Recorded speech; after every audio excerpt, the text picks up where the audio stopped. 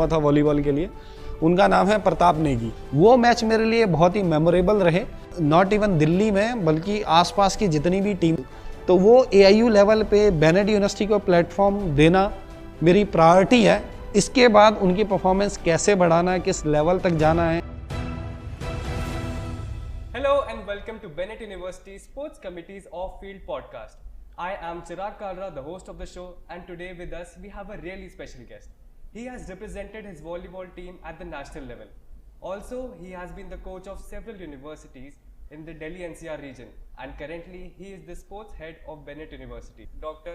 Arun Kumar sir. Hello sir, how are you? Hello, I am good. So we'll begin with the podcast with a few questions.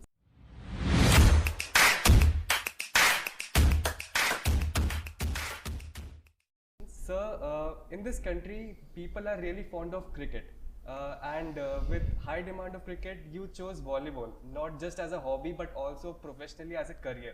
So, what made you select volleyball, and how has the journey been, sir? Actually, I live in Delhi University. So, usually in the evening session, I am going to for sports activity in Delhi University Sports Complex. So, Delhi university की जो north India की volleyball team थी, वहाँ पे उनका camp चल रहा था। और समहाउ अभी मतलब जिनके साथ मेरा फर्स्ट इंटरेक्शन हुआ था वॉलीबॉल के लिए, उनका नाम है Pratap Negi. Right now he is working in Delhi police. तो उनके साथ जब मेरा कन्वर्सेशन हुआ तो उनके पास प्लेयर कम थे। They come to me and said कि छोटू खेलेगा। तो आई जस्ट सिंपली से कि हाँ भैया ठीक है खेलते हैं। तो मैं नॉर्मली उनके पास गया और उनकी वहाँ पे प्रैक्टिस चल रही थी, और वहाँ पे उनके कोचेस वगैरह सब लोग थे क्योंकि वो दिल्ली यूनिवर्सिटी को रिप्रेजेंट कर रहे थे उस टाइम।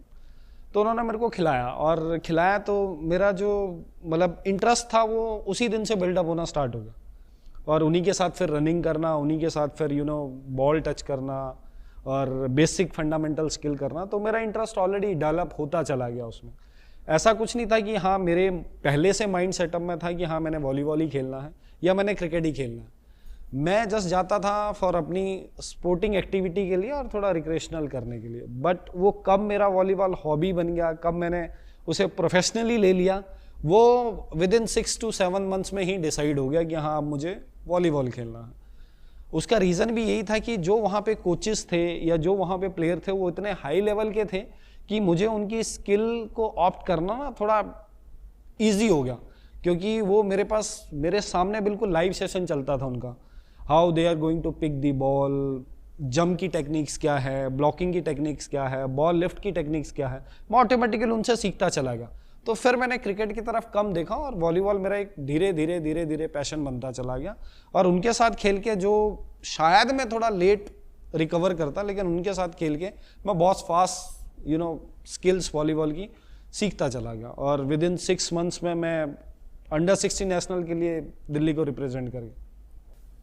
आपने एज अ टीम प्लेयर खेला है वॉलीबॉल, तो आपने ट्रांजिशन किया कोच बनने के लिए, तो ये कोच का सफर कैसा रहा और क्यों चूज किया आपने? नहीं, मैं 2000 से लेके 2010 तक तो बिल्कुल प्रोफेशनली खेला वॉलीबॉल।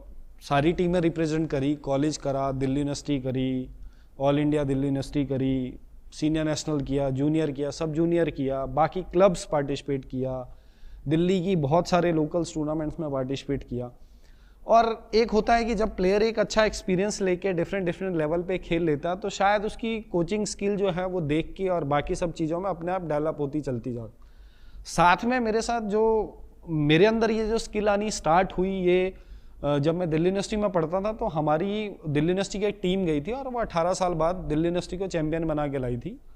तो उनके साथ जो कोच थे वो मोटिवेशनल रहे थे, मोटिवेशनल कोच भी रहे थे इंडियन टीम के साथ। तो जो मुझे उनका बिहेवियर लगा कि प्लेयर को कैसे मोटिवेट करते हैं या ड्यूरिंग गेम्स जो है उसको कैसे वो टेक्टिकली चेंज करते हैं, प्लेयर को किस प्लेयर का कहाँ यूज़ करना है, वो जब मैंने उनसे सीखा तो मेरा इंटरेस्ट और डेवलप होता चला गया कि हाँ ये मेरा प्रोफेशन बन सकता है और मुझे इसकी तरफ जाना चाहिए।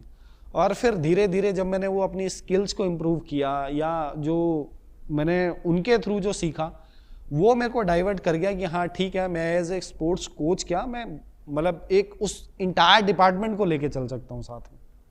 सर आपके इतने सालों का एक्सपीरियंस है इस फील्ड में, स्पोर्ट्स के फील्ड में, वॉलीबॉल के, आपने एज अ टीम प्लेयर इसको किया है, एज अ कोच, और अभी आप असिस्टेंट डायरेक्टर भी हैं। तो आपके कोई मेमोरेबल मोमेंट्स हैं जो आप शेयर करना चाहें? बहुत एकदम 3 कोई ऐसे बता दीजिए, as a team player, as a coach या फिर एज असिस्टेंट डायरेक्टर। नहीं, मैं थोड़ा तीनों को ना अलग अलग तरीके से बताऊंगा आपको। अगर as a coach, as a player, सबसे पहले तो मैं प्लेयर ही था। एज ए प्लेयर अगर समझोगे तो एक टीम होती है, टीम के हर किसी के मन में होता है। अगर हम क्रिकेट की बात आप करते हो तो उसमें भी आप मैक्सिमम देखते हो, रोहित शर्मा है, विराट कोहली है, हार्दिक पांड्या है। ये एक मेन टीम है जो 11 में गिने जाते हैं कुछ प्लेयर। अगर वो प्लेयर कहीं इंजर्ड हो जाते हैं या बाहर हो जाते हैं तो हर कोई ये सोचता है कि हाँ, ये टीम थोड़ी हल्की है क्योंकि उसमें ये बड़े प्लेयर नहीं है। सेम ऐसी सिचुएशन कभी मेरे साथ भी आई थी कॉलेज टाइम में। तो मेरे से अच्छे प्लेयर थे वो दिल्ली सीनियर को रिप्रेजेंट कर रहे थे, जबकि मैं अभी दिल्ली यूनिवर्सिटी टीम को ही रिप्रेजेंट कर रहा था। जो सीनियर को रिप्रेजेंट कर रहे थे वो दिल्ली यूनिवर्सिटी टीम में भी थी, लेकिन जब हमारी टीम इंटर यूनिवर्सिटी खेलने गई तो उन्होंने सोचा कि नहीं, बड़े प्लेयर नहीं आए हैं, वो एक मतलब 2-4 प्लेयर ही हैं जो नामी ग्रामी है, बाकी सब नया फ्रेश बैच है। तो वहाँ जो हमारे मैचेस हुए, चाहे वो चंडीगढ़ यूनिवर्सिटी के साथ था, JNDU के साथ था, वो मैच मेरे लिए बहुत ही मेमोरेबल रहे, क्योंकि वो मैच ऐसे थे कि हमारे पास बड़ा नाम नहीं था कोई, लेकिन हाँ हमारे पास परफॉर्मेंस थी और एक दूसरे का कोऑर्डिनेशन था। वो हमें कहीं ना कहीं उस टूर्नामेंट में चैंपियन बना के ले गया, जिसे हम नहीं भूले।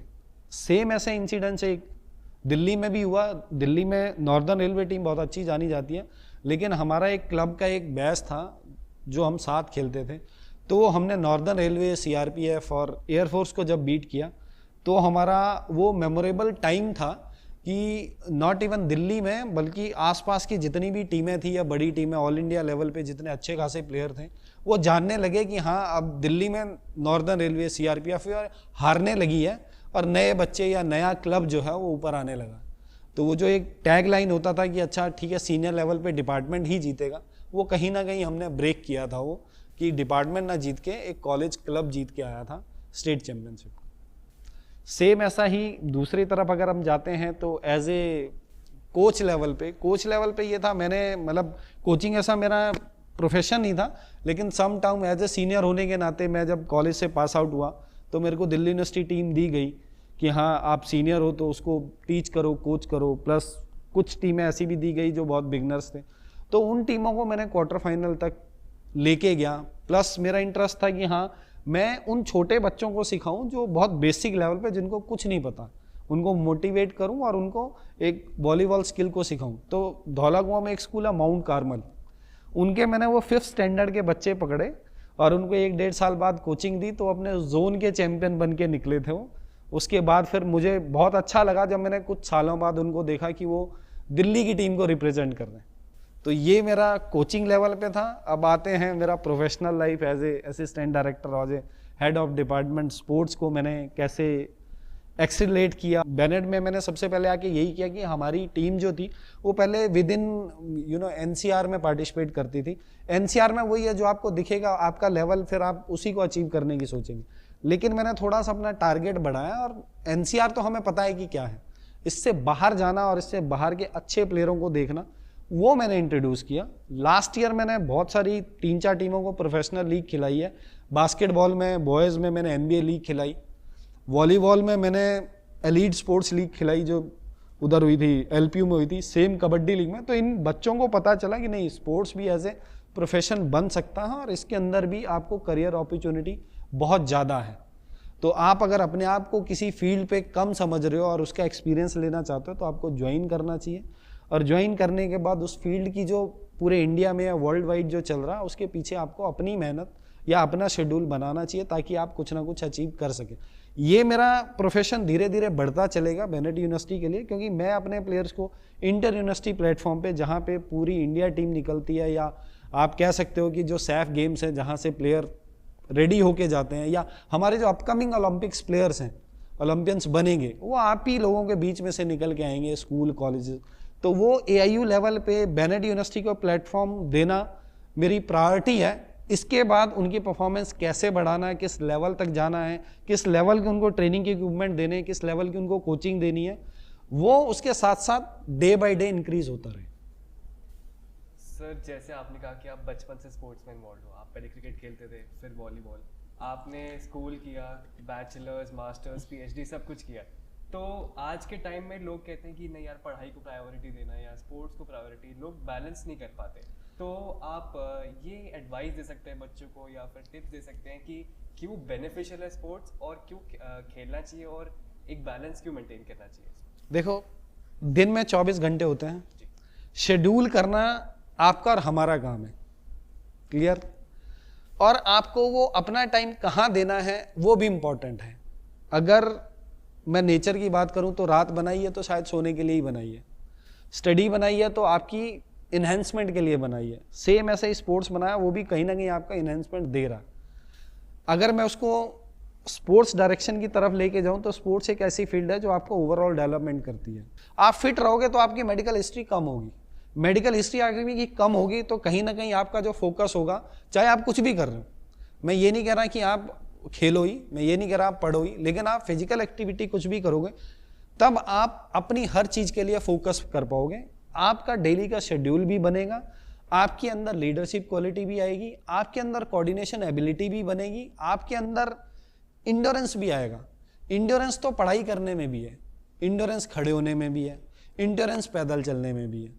तो ये कहीं ना कहीं जो बंच ऑफ डेवलपमेंट आता, वो एक स्पोर्ट्स बाद में कहूँगा, फिजिकल एक्टिविटी के थ्रू पहले आता है। Sir, as an assistant sport director of Bennett University, sports committee के इस बार 23 to 24 में नए हेड्स आए हैं, नए टीम मेंबर्स आए हैं, तो आपकी क्या एक्सपेक्टेशन? मैंने उनको ऑलरेडी कुछ नए चैलेंजेस दिए हैं और उनको कहा है कि स्पोर्ट्स कमेटी खाली स्पोर्ट्स के लिए काम नहीं करेगी, उनको काम करना है हमारे इंटायर स्टूडेंट कमेटी के लिए, इंटायर फैकल्टी और स्टाफ कमेटी के लिए, इंटायर अदर जो बेनेट यूनिवर्सिटी से रिलेटेड रखते हैं उनके लिए। इवेंट सब करते हैं, आप आए हो आप भी करोगे, आपसे पहले वाले हैं वो भी करेंगे, आपके बाद आपकी कमेटी इसमें नया क्या करेगी वो इम्पॉर्टेंट है। मेरे लिए इनका यही है कि मुझे पार्टिसिपेशन मास लेवल पे चाहिए। सर, अब हम रैपिड फायर क्वेश्चन की तरफ बढ़ते हैं। तो आप वॉलीबॉल जब खेलते हो तो आपकी फेवरेट पोजीशन क्या है जिस पे आप वॉलीबॉल खेलना चाहते हो as a player? Favourite position की बात नहीं करूँगा, लेकिन एज ए ओवरऑल मेरा यही है कि हाँ मैं टीम को सपोर्ट करूँ। मैं खेला हर पोजीशन पे हूँ, लेकिन मैं ऑलरेडी एक सेटर खेलता था जो शायद टीम की बैकबोन मानी जाती है। अब एक थोड़ा टफ क्वेश्चन, आपको वॉलीबॉल अगर चूज करना है कि आपको असिस्टेंट डायरेक्टर बनना है यूनिवर्सिटी का जैसे बेनेट का, या फिर आपको टीम प्लेयर बनना है वॉलीबॉल का, तो आप क्या चूज करेंगे? ये थोड़ा सा क्वेश्चन डिफरेंट है, लेकिन मैं इसका सिंपल सा जवाब दूंगा। अगर मैं असिस्टेंट डायरेक्टर हूँगा या हेड ऑफ स्पोर्ट्स हूँगा तो आई थिंक मैं सारी चीज़ें इंजॉय कर पाऊँगा, और मैं अगर इस पोजीशन पे पहुँचाऊँ तो मैं ऑलरेडी शायद इन चीज़ों से होके निकल के आया। नेक्स्ट क्वेश्चन सर हमारा कि अब जब वॉलीबॉल खेलती है, आप कोई भी स्पोर्ट खेलते हैं, कोई भी एक्टिविटी, स्ट्रेस होता है, कुछ होता है, आपकी हॉबीज क्या है, आपकी रिक्रिएशनल एक्टिविटीज क्या है जिससे आप थोड़ा चिल रहते हो, रिलैक्स रहते हो? Traveling with friends. हमारा last and final question sir कि आप स्पोर्ट्स कमेटी को कुछ फ्यू वर्ड्स में डिस्क्राइब कर सकें, अच्छे वर्ड्स में भी कर सकते हैं सर। फ्यू वर्ड्स इनके लिए यही है कि अगर पोजीशन होल्डर हैं तो पोजीशन होल्डर का काम होता है कि हाँ बैलेंस बनाए रखना। जो आपके ऑडियंस है, जो आपको एड्रेस कर रही है, वो ऑब्वियस सी बात है आपका फेवर लेगी किसी ना किसी तरीके से, और ये हमारी ह्यूमन टेंडेंसी है कि हर बार ह्यूमन नेचर ये होता है कि मैं, तो उन सब से आपको हटना है, और हर किसी की बात अगर आप सुन लोगे तो आपकी आधी प्रॉब्लम वहीं सॉल्व हो जाएगी। आपको रिएक्ट बाद में करना है, लेकिन पहले उसकी जो प्रॉब्लम है वो सॉल्व करनी है। शायद आप उसको सुन लोगे तो अभी आधी उसकी जो चिंताएं हैं या आधी उसकी जो डिफिकल्टी है वहीं पूरी हो जाएगी, और एक न्यूट्रल वे में आपको डिसीजन लेना है। बाकी मेरी स्पोर्ट्स कमेटी को यही है, अगर कहीं स्टक होते हो, कुछ समझ में नहीं आता, तो I am always there 24/7। Well, this was the end of our podcast. But don't worry, we have much more insightful conversations lined up for you in the future. Do follow our Sports BU page on Instagram and on YouTube as well. Thank you.